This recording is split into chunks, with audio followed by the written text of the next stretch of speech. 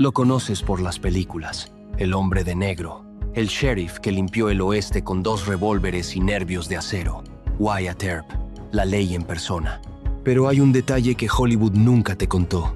Antes de ser el héroe más famoso del oeste americano, Wyatt Earp fue arrestado por robar caballos y huyó de la justicia saltándose la fianza. Los documentos están ahí, las actas de los tribunales, los registros de la policía, y cuentan una historia muy distinta a la de la leyenda. Hoy no vamos a contarte el mito, vamos a abrir los archivos, y lo que encontramos dentro va a cambiar para siempre lo que creías saber sobre el hombre de Lo.K. Corral. El propio Wyatt Earp ayudó a construir su leyenda. Hizo todo lo posible para que lo recordaran como un santo con placa, pero los papeles que firmaron jueces y secretarios de verdad, esos no mienten. Y revelan a un hombre que cobraba multas a prostitutas, que mató lejos de cualquier juzgado y que terminó humillado en un cuadrilátero de boxeo, acusado de tramposo ante todo el país. Quédate, porque lo que viene ahora lo cambia todo. Para entender la verdad, primero hay que entender la mentira. Wyatt Earp murió en Los Ángeles en 1929. Pobre, casi olvidado.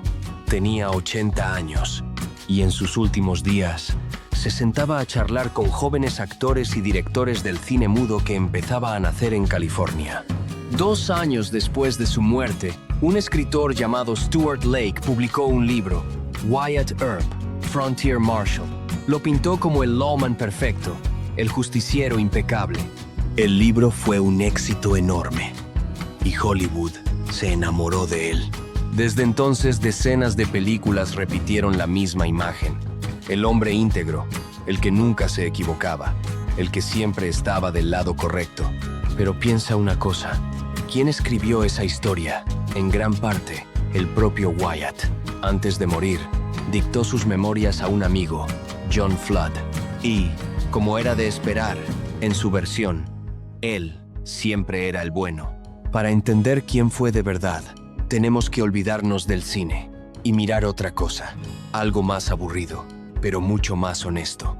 El papeleo, el cine, las actas judiciales, los registros de arrestos, los recibos de multas, las crónicas de los periódicos de la época, escritas el mismo día de los hechos. Porque en el viejo oeste, la línea entre el sheriff y el forajido era finísima. El mismo hombre que llevaba la placa por la mañana podía estar en la mesa de juego por la noche y a veces del otro lado de la ley. Wyatt Earp vivió justo encima de esa línea toda su vida y los documentos lo demuestran paso a paso. Año 1871. Wyatt tiene 23 años. Acaba de perder a su primera esposa, Uriah, por la fiebre tifoidea. Está roto. Vaga por el territorio indio, lo que hoy es Oklahoma. Y entonces aparece su nombre en una denuncia federal. Según el acta del tribunal de Fort Smith, Wyatt Earp y 2 hombres más robaron 2 caballos. Valían $100 cada uno, una fortuna para la época. Pero hay más. La esposa de uno de los acusados declaró bajo juramento que Wyatt y su compañero emborracharon a su marido para convencerlo de participar en el robo. ¿Te suena eso a un héroe? Wyatt fue arrestado, encerrado en una cárcel de Arkansas, y entonces hizo algo muy revelador. Se escapó, saltó la fianza y huyó a Kansas antes de que el juicio empezara siquiera. El robo de caballos era un delito grave en el oeste, muy grave. Podía costarte 5 años de prisión federal. Pero Wyatt nunca pagó por ello. La orden de arresto quedó sin cumplir, y el joven que huía de la justicia un día volvería con una placa en el pecho. Wyatt llegó a Wichita, Kansas, una ciudad ganadera, llena de vaqueros, polvo y dinero fácil. Allí consiguió trabajo como policía, por fin del lado de la ley. Pero los registros municipales cuentan algo incómodo. Durante esos años, ahora 2 mujeres con el apellido Earp pagaban multas todos los meses. ¿Por qué? por ejercer la prostitución eran cercanas a los hermanos Earp. Y fíjate en el detalle. Justo cuando Wyatt entró en la policía, esas multas dejaron de aparecer en los libros, como si llevar la placa protegiera el negocio familiar. ¿Casualidad? En 1876, Wyatt se peleó a puñetazos con un candidato a alguacil llamado William Smith. ¿El motivo? Smith lo había acusado en público de usar su cargo para colocar a sus hermanos en la policía. Wyatt le dio una paliza y lo arrestaron a él. Lo multaron con $30 y el ayuntamiento lo echó del cuerpo de policía. Pero hay un último golpe en los papeles de Wichita. Cuando revisaron las cuentas, descubrieron que Wyatt debía dinero a la ciudad, dinero que había cobrado y que no había entregado. El defensor de la ley, con las cuentas sin cuadrar. Avergonzado, Wyatt hizo las maletas y se marchó. Su próximo destino tenía un nombre que pasaría a la historia: Tombstone. Y ahora, la gran mentira, la que repiten todas las películas. Te han dicho 1000 veces que Wyatt Earp fue el sheriff de Tombstone, el sheriff que impuso el orden. Pues bien, agárrate. Wyatt Earp nunca fue el sheriff de Tombstone. Nunca. Los documentos son clarísimos. El sheriff del condado de Cochise era otro hombre, Johnny Behan. El que llevaba la placa de Marshall de la ciudad era el hermano de Wyatt, Virgil, no Wyatt. Wyatt fue, como mucho, un ayudante temporal, un deputy y, sobre todo, era un jugador. Tenía intereses en el Salón Oriental, una casa de juego y apuestas. El supuesto sheriff más famoso del oeste vivía de las cartas y la ruleta. Entonces, ¿qué pasó realmente en el OK Corral? 26 de octubre de 1881. Apenas 30 segundos. 30 segundos de disparos que se convertirían en la escena más filmada del oeste. De un lado, los Earp y su amigo Doc Holliday, un jugador tuberculoso con muy mala fama. Del otro, los llamados Cowboys, los Clanton y los McLaury. Cuando el humo se disipó, 3 hombres estaban muertos. 3 jóvenes del otro bando. ¿Fue defensa propia? ¿O fue un ajuste de cuentas con placa? Los propios Earp y Holliday fueron acusados de asesinato. Tuvieron que ir a juicio. Un juez los declaró libres, pero medio Tombstone quedó convencido de que aquello no había sido justicia. Había sido una ejecución. Y lo que vino después fue todavía más oscuro. Pocos meses después, los enemigos de los Earp contraatacaron. En una emboscada, dejaron a Virgil, el hermano Marshall, herido y con un brazo destrozado para siempre.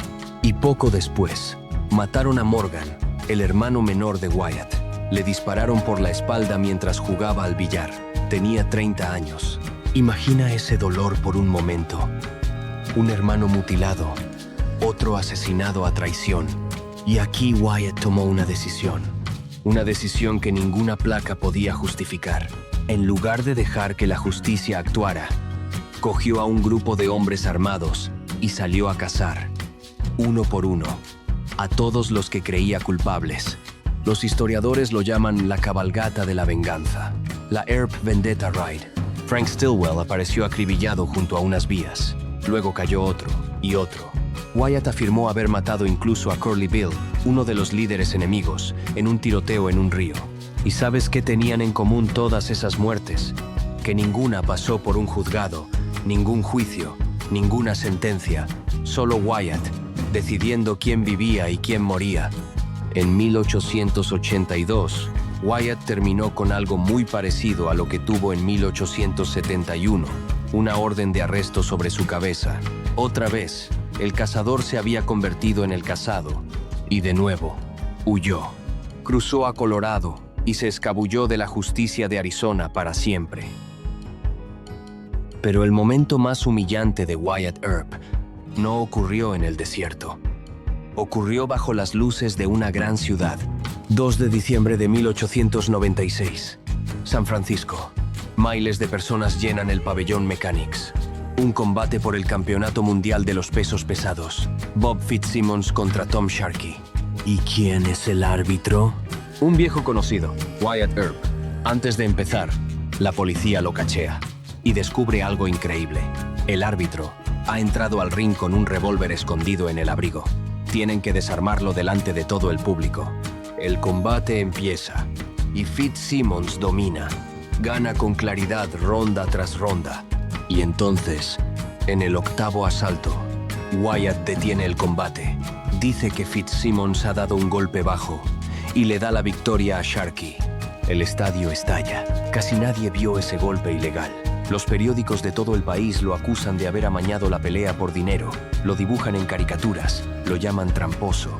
El héroe del oeste. Convertido en el hazme reír de América. Por un combate de boxeo. Años después se supo que el médico que examinó a Sharkey ni siquiera tenía licencia y admitió haber exagerado la lesión. Entonces, ¿quién fue Wyatt Earp de verdad? No fue el santo de las películas, pero tampoco fue un simple villano. Fue algo más humano y más interesante. Fue un hombre del oeste real. Un hombre que cruzó la línea de la ley tantas veces que ya no se sabía de qué lado estaba. Ladrón de caballos, cobrador de multas, jugador, vengador, árbitro caído en desgracia y al final un viejo en Los Ángeles, contando su propia leyenda a quienes querían escucharla. Después de ver los documentos reales, ¿sigues pensando que Wyatt Earp fue un héroe? Dímelo en los comentarios. Y si esta historia te ha hecho ver el viejo oeste con otros ojos, dale al me gusta y suscríbete al canal. Nos vemos en la próxima.